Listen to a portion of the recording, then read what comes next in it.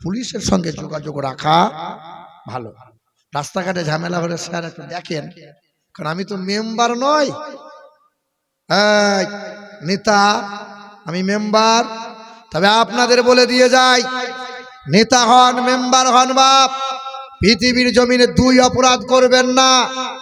এক, কোন মানুষের হক মেরে খাবেন না। দুই, ক্ষমতার বল আছে, দলের বল আছে, পার্টির বল আছে, এই বল দেখিয়ে কোনো মানুষকে শাসাবেন না, কারো জমি জায়গা দখল করে নিয়েন না। এই গুনাহ আল্লাহ মাফ করবে না, পৃথিবীর কোনো পীর আপনাকে মাফ করাতে পারে না। পার্টির বল, দাদার বল, দিদির বল, টাকার বল, কোমরের বল, ফেরেশতা বলছে গোসল করে কবর ডাঙায় শুবি চল, পিটিয়ে মাল বিকল করে দেবো, দল দেখাচ্ছিস? হ্যাঁ গো, কবরে যাওয়ার পরে যদি বলে ফেরেশতা আমি কংগ্রেস করি, এই আমি টিএমসি, ফেরেশতা ভয় পেয়ে যাবে। বলো কি বলছো? আপনার গ্রামের ইমাম সাহেব বলে বা আমিরুল ইসলাম বলো, কবরে যাওয়ার পরে যদি বলা হয় ফেরেশতা আমি মুফতি সাহেব, আমার 4টে ডিগ্রি আছে, ফেরেশতা বলে ঠিক আছে, ভয়ে পালাচ্ছে, পালাবে? বলে ডিগ্রি রাখ, হাসিলা করে ছিলবো, তুই একবার আয়। মুসলমান, কি কথা বলছিলাম? পুলিশ অফিসার ফোন নম্বর নিল, আমিও নিলাম। ভাইরা আমার, পরের দিন সকালবেলায় 10টার সময় ফোন দিল, 40 মিনিট কথা হতে হতে হয়ে গেল। বারবার শুধু একটা কথাই বলে, আপনাদের নিয়ম নীতি বড় ভালো। কোনটা? বলে আপনাদের কোনো মানুষ যখন মারা যায় গোসল দেয়, খাটে করে পালকিতে করে নিয়ে যায়, আর নিয়ে যাওয়ার পরে যখন কবরে আদর করে শোয়ায়। আমাদের ধর্মের নীতি বড় খারাপ, যত সুন্দর চেহারা হোক না কেন, মানুষ মারা গেলে কেউ দয়া মায়া দেখায় না, মুখে আগুন আগে দেয়, পুড়িয়ে ছারখার করে দেয়।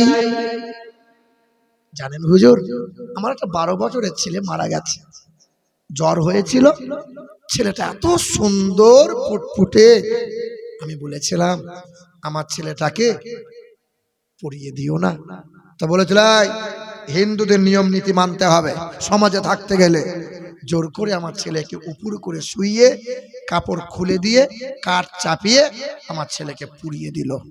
তবে আমি ব্রাহ্মণকে জিজ্ঞাসা করলাম, ব্রাহ্মণ মশাই আপনি যে আমার ছেলের কানে কানে একটা মন্ত্র বললেন, বলে এই মন্ত্রটার নাম হলো অনকহি মন্ত্র।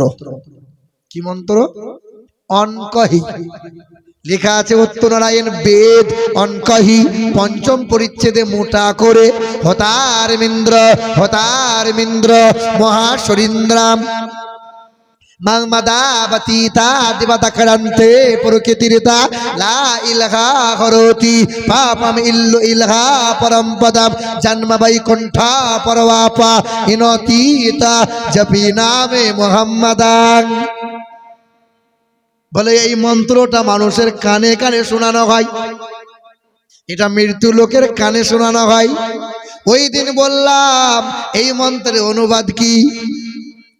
বলে অনকহি মন্ত্রে লেখা আছে মাংমাদাবতীতা দিবাদাকরন্তে লা ইলহা হরতি পাপম ইল্লু ইলহা পরম পদম জন্ম বৈকুণ্ঠা পরবাপা ইনতীত জপি নামে মুহাম্মাদান। তোমরা যদি উচ্চ পদবী লাভ করতে চাও তো আল্লাহর নাম জপ করো, আর তোমরা যদি নরক থেকে বেঁচে স্বর্গ লাভ করিতে চাও তো নবী মুহাম্মদ সাল্লাল্লাহু আলাইহি ওয়াসাল্লামের জপ মালা জপতে থাকো। আমি সেদিন প্রশ্ন করেছিলাম, এত সুন্দর মন্ত্র, মুহাম্মদের নামের গুণগান মরা লোককে কেন শোনানো হবে? বেঁচে থাকা মানুষকে শোনাও, তো কত মানুষ হিদায়াত প্রাপ্ত হবে। এ নওজোয়ান তরুণেরা, ওই হিন্দু মানুষ আমাকে নিমন্ত্রণ করলো, পুলিশ অফিসার, যে আমার ঘরে একবার আসেন, দুমুঠো খাবার খাবেন, তারপরে এইদিকে জলসায় যাবেন। মনে মনে চিন্তা করলাম হিন্দু লোক নিমন্ত্রণ করেছে, খাওয়া যাবে বাবা? কি বলছেন, খাওয়া যাবে? এই খাওয়া যাবে? বলছে যাবে না। আর ঘোষের দোকানে মিষ্টি খাচ্ছ, তার বেলায় তো অসুবিধা না। হিন্দুর দোকানে করে চা খাচ্ছ বাবা, কেন খাওয়া যাবে না? ডাল ভাত খাবেন, হালাল যদি খাবার দেয় অসুবিধা কি আছে বাবা? কিন্তু হিন্দুদের প্রসাদ খাওয়া, গত বছরে বলেছিলাম প্রসাদের কথা মনে নেই, বান্দা তো ভোলা বান্দা। প্রসাদ খাওয়া কেন যাবে না বলেন? কেন যাবে না? কি এমন দেওয়া থাকে যে প্রসাদ খাওয়া যাবে না? কি দেওয়া থাকে? হ্যাঁ, কি দেওয়া থাকে? এই দেখো পেশাব। তাহলে এক বাল, আমার সামনে কথা বলতে গেলে ভেবে চিন্তে বলতে হবে বাবু। এ বাবা, এক বালতি যদি ফল থাকে, বাপ শোন, এক বালতি ফল কেটেছে ওরা প্রসাদ বানাবে, দিয়ে দু ফোঁটা গরুর পেশাব এরকম ছিটিয়ে দিয়েছে, ছিটিয়ে দিয়েছে। তাহলে এই দু ফোঁটা পেশাব যদি ওপরে ছিটানো হয়, তলা দিকে কি যাবে? তলা দিকে যদি না যায়, তাহলে তলাকার মাল খাওয়া যাবে তো? ওটা কথা লয় রে বাপ। ইয়া দেবী সর্বভূতে শান্তি রূপে আং নমস্তুতেস্যৈ নমো নমোহা। দেব দেবীর নামে উৎসর্গ হয় তাহা, অমাউহিল্লা বিহি লিগাইরিল্লাহ, মুসলমানদের জন্য হারাম। কিন্তু আপনি করলেন কি? ওই আব্দুর রহিম পোল্ট্রির দোকান করেছে, এই আব্দুর রহিম, এই পেশাব করে পানি নেয় না, দে ছুরিটা আমাকে দে।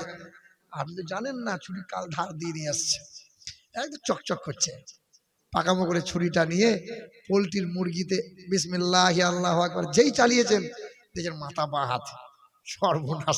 হয় কি হয় না বাবা? হয় কি হয় না? তা আপনি করলেন কি? এই মাথা কাটা মুরগিটা নিয়ে বাড়ি চলে গেলেন।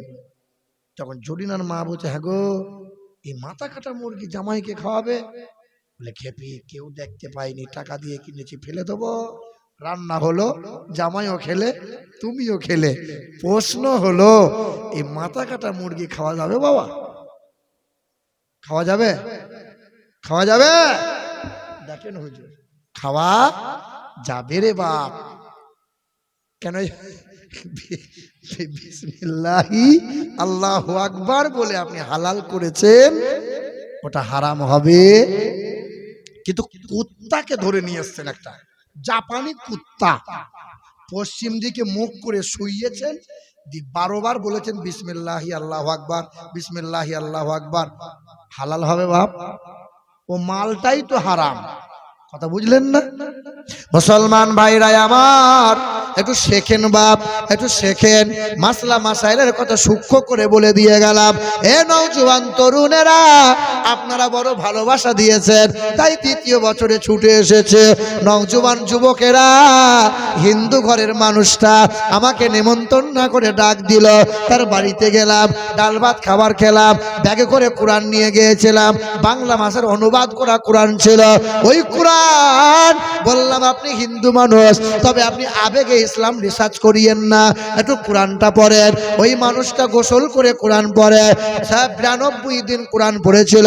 ওই মানুষটা আমাকে বলেছিল, হুজুর, আমি কোরআন পড়ে জানতে পারলাম এক আল্লাহর মতো আল্লাহ নাই, নবীর মতো এমন নবী আর কেউ পাবে না, কোরআনের মতো এমন কোরআন আর হবে না, জমজমের মতো পানি পৃথিবীর মানুষ দ্বিতীয় পাবে না।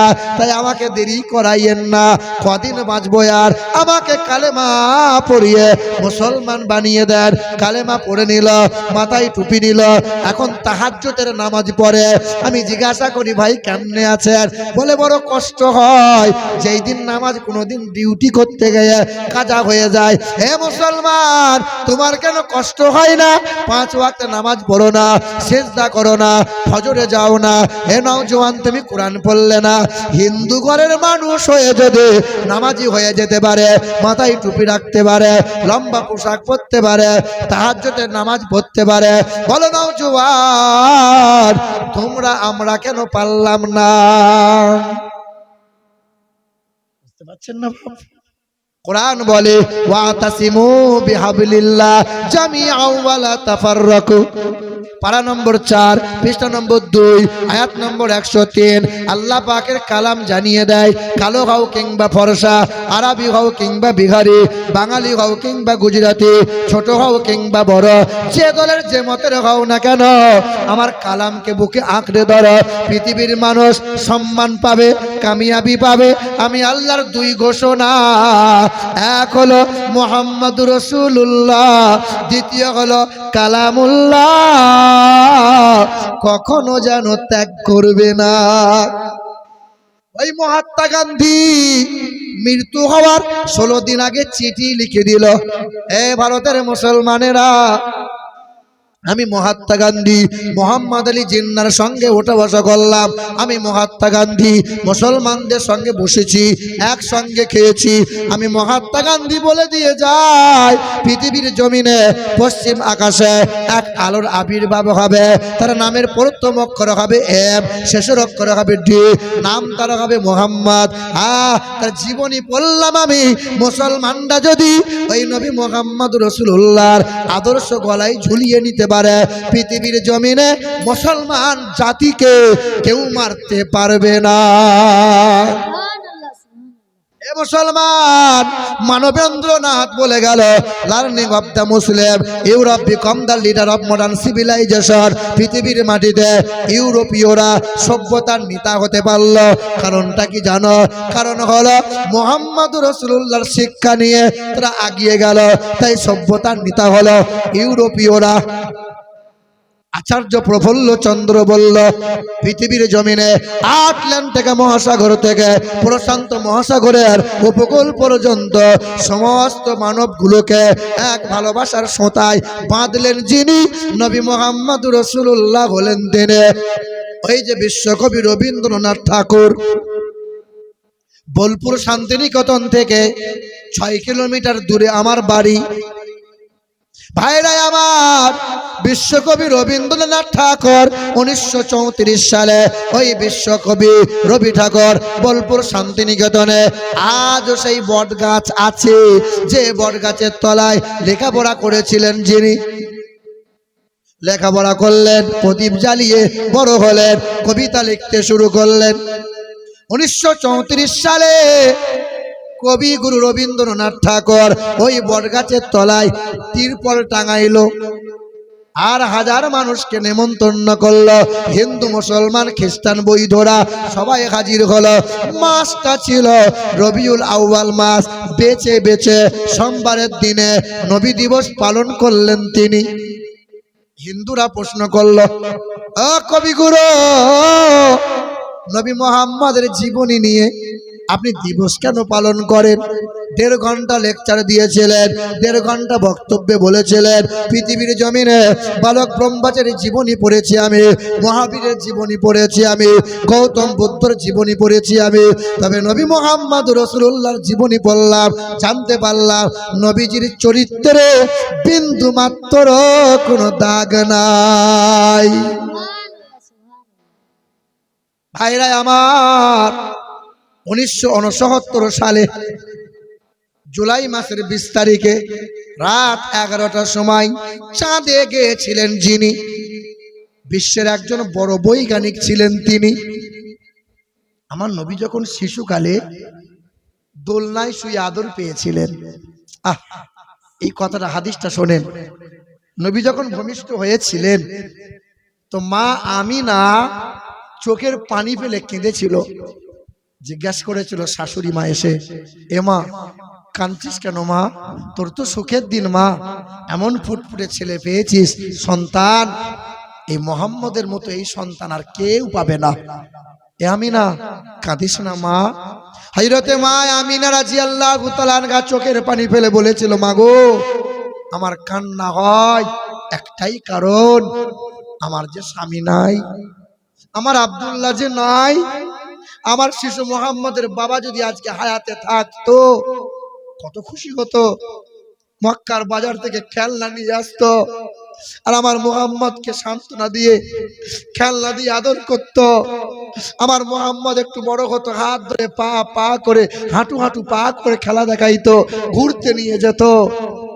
আল্লাহ বলেছিল আমি না, আমার আব্দুল্লাহ যদি হায়াতে থাকতো কয় জায়গা হাঁটাইতো ঘুরাইতো, মক্কার কোন জায়গা কোন বাগান দেখাইতো।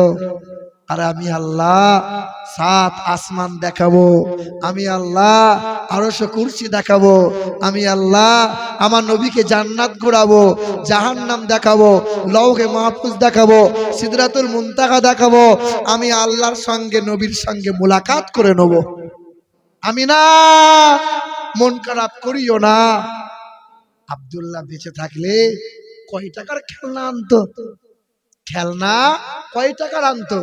আমি আল্লাহ আমার হাবিবের জন্য আকাশের চাঁদকে খেলনা বানিয়ে দিলাম। জোরে বলবেন না, জোরে বলেন না, নারে তাকবীর, আল্লাহু আকবার, নারে তাকবীর, আল্লাহু আকবার, নারে রিসালাত। ইয়া রাসূলুল্লাহ, নবীর জন্য আমার আল্লাহ কি বানাইলেন? আকাশের চাঁদকে খেলনা বানাইলেন।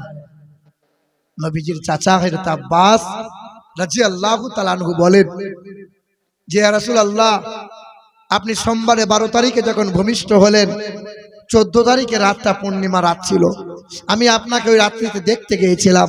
আপনি দোলনায় শুয়ে আদর পাচ্ছিলেন, আর আপনি এই শাহাদত আঙ্গুলে ইশারা করছিলেন, আকাশের চাঁদ ওইদিকে ঢলে ঢলে যাচ্ছিল। তো নবী বলেছিলেন, চাচা আমার তো আব্বা নাই, আমাকে সান্ত্বনা দেওয়ার মতো কেউ নাই, আমার হাত ধরে আদর করার মতো কেউ নাই। চাচা আমি যখন কষ্ট পেতাম, বাবার জন্য মন খারাপ হতো, আকাশের চাঁদ নিচেই নেমে আসতো, আমাকে ছন্দ শোনাইতো, আর আমি নবী আকাশের চাঁদকে নিয়ে খেলা করতাম। নবী যখন দিন প্রচার শুরু করলেন, তো বেঈমান আবু জেহেল কি বলেছিল? মুহাম্মদ সাল্লাল্লাহু আলাইহি ওয়াসাল্লাম, বলো তো হাতের মুঠোয় কি আছে? তো নবী বলেছিলেন, তুমি জিজ্ঞাসা করো, তোমার হাতের মুঠো থেকে আমার পরিচয় দেবে। হাতের মুঠোকে জিজ্ঞেস করলো, বল সামনে কে দাঁড়ায়? তখন হাতের মুঠোর কাঁকর বালি পাথর বলেছিল, আশহাদু আন্নাকা মুহাম্মাদুর রাসূলুল্লাহ।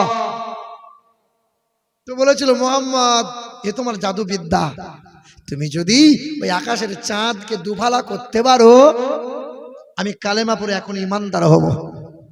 তো দিন দুনিয়ার বাদশাহ আকাশের দিকে শাহাদত আঙ্গুল ইশারা করেছিলেন, এক আঙ্গুলের ইশারায় আকাশের চাঁদ দু টুকরো হয়ে যায়। তো বেঈমান আবু জেহেল বলল, না আমি তো কলমা পড়বো নাই। কি গো মুসলমান ভাইরা আমার, 1969 সালে জুলাই মাসের 20 তারিখে চাঁদে গিয়েছিল সর্বপ্রথমে একজনা, পৃথিবীর বড় বৈজ্ঞানিক নীল আর্মস্ট্রং তার নাম। চাঁদে গেল, চাঁদ থেকে ফিরে গেল। সাংবাদিকরা প্রশ্ন করলো, স্যার আপনি যে চাঁদে গেলেন, চাঁদের কি তথ্য পেলেন? চাঁদে কোনো অক্সিজেন নাই, চাঁদের মাটিতে উর্বরতা নাই, চাঁদে কালো দাগ দেখতে পেলাম। 6 মাস রিসার্চ করেছিল, কোরআন পড়ল, বাইবেল পড়ল, জান্দাবাস্তা পড়ল, আর জানিয়ে দিল ওই চাঁদের দাগ পাওয়া যায়। কারণ হলো একটাই, অ্যাক্সিডেন্ট হয় নাই। পৃথিবীর জমিনের মহান নেতা সাক্কাল কামার, ওই নবীজির এক আঙ্গুলের ইশারায় আকাশের চাঁদ দু টুকরো হয়ে যায়, আবার নবীর আঙ্গুলের ইশারায় চাঁদ চূড়া লেগে যায়। আজও চাঁদে দাগ আছে, কিন্তু রাসূলুল্লাহর চরিত্রে বিন্দু মাত্র কোনো দাগ নাই। ওই মানুষটা মৃত্যু হওয়ার 12 দিন আগে কালেমা পড়ে মুসলমান হয়।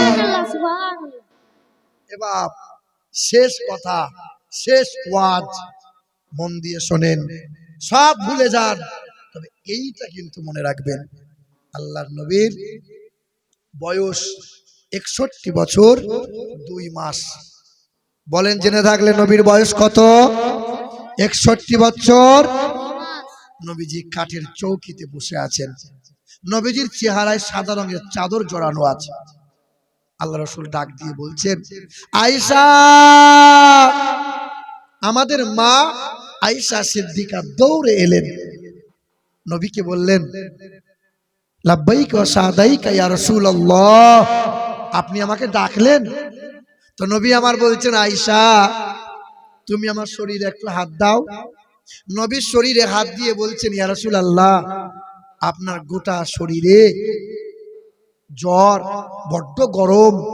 তো নবী বললেন, আয়েশা একটু জাইতুনের তেল গরম করে আমার পিঠে একটু মালিশ করে দাও, চেহারায় একটু তেল লাগাইয়ে দাও।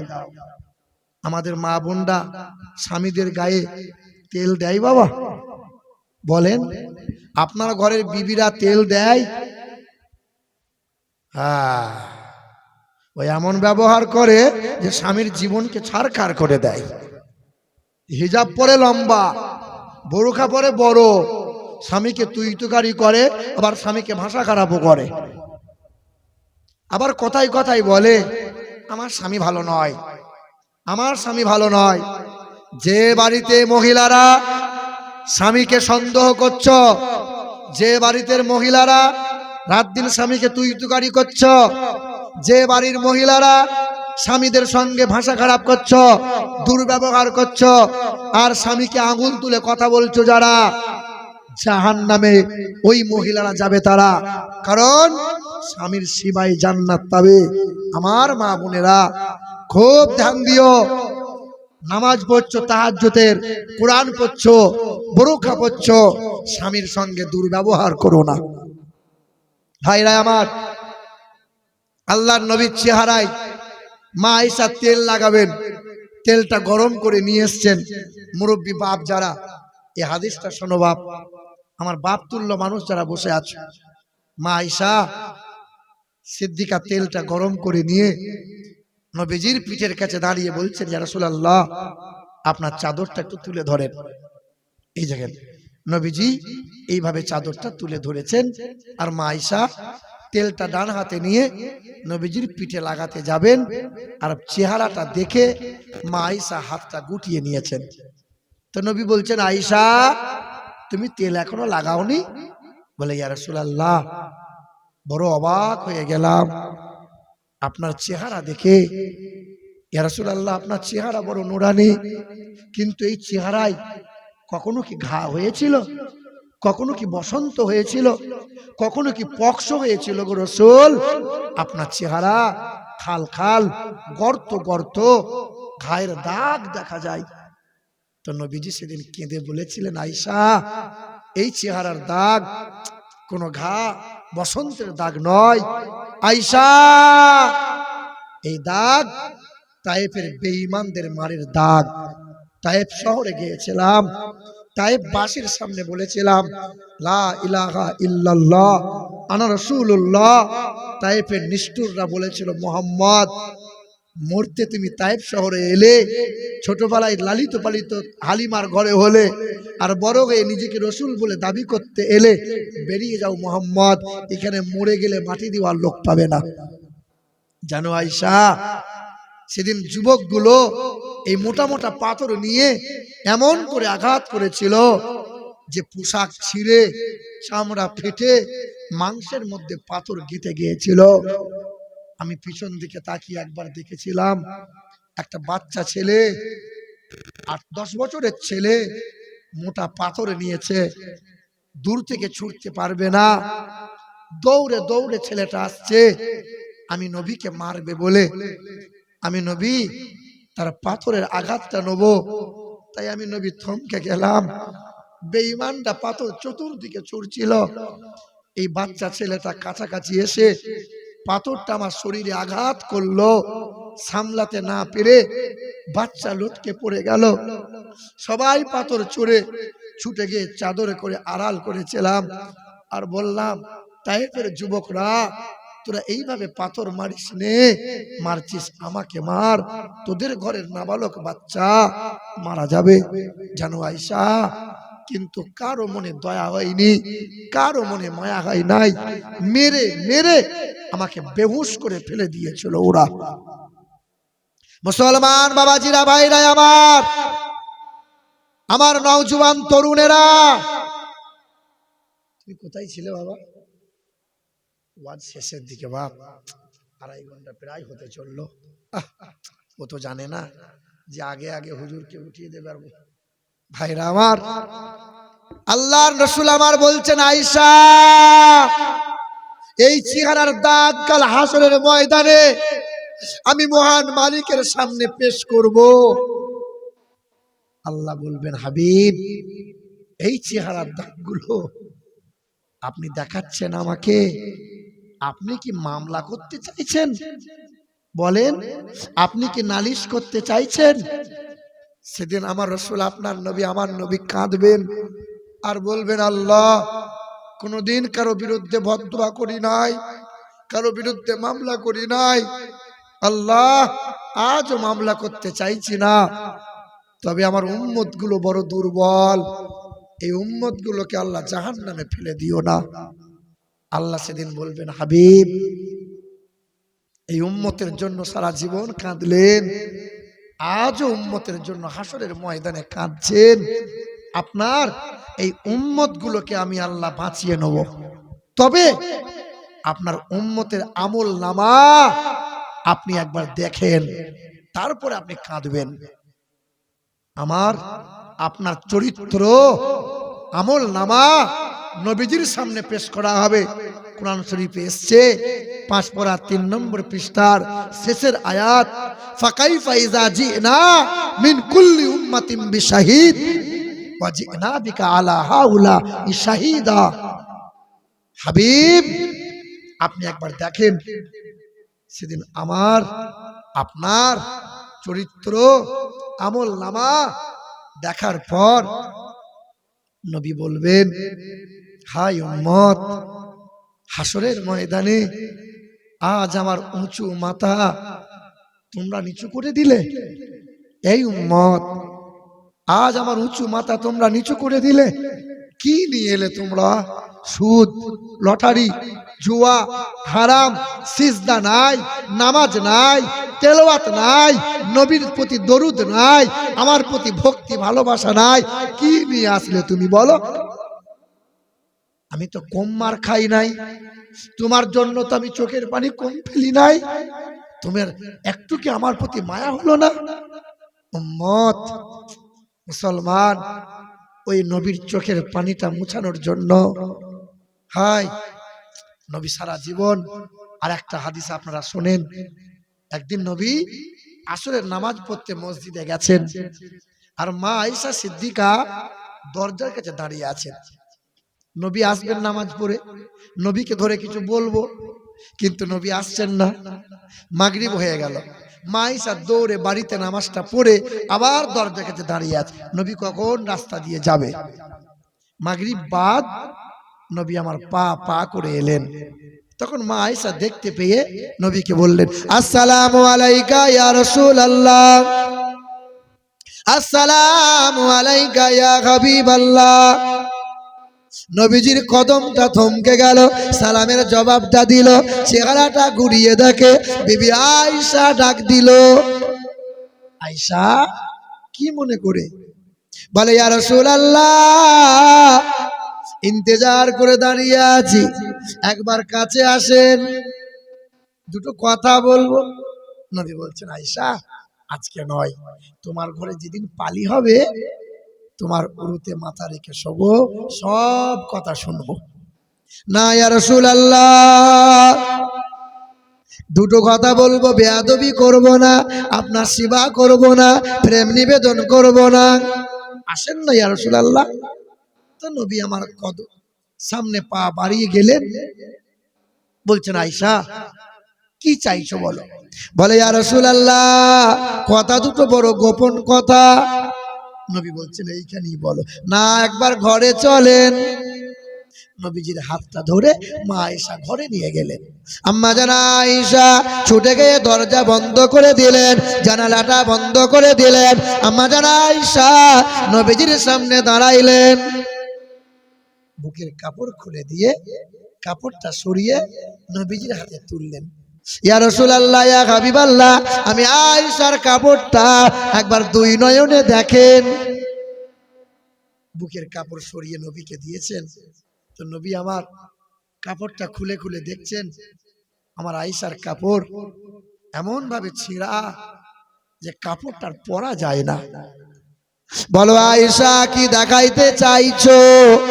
আম্মা জান আয়েশা বলেন, ইয়া রাসূলুল্লাহ, ইয়া হাবিবাল্লাহ, আমি আয়েশার একটাই কাপড়, দ্বিতীয় কোনো কাপড় নাই, এমন করে ছিঁড়ে গেছে গো নবী, এই কাপড় আর পরা যায় না।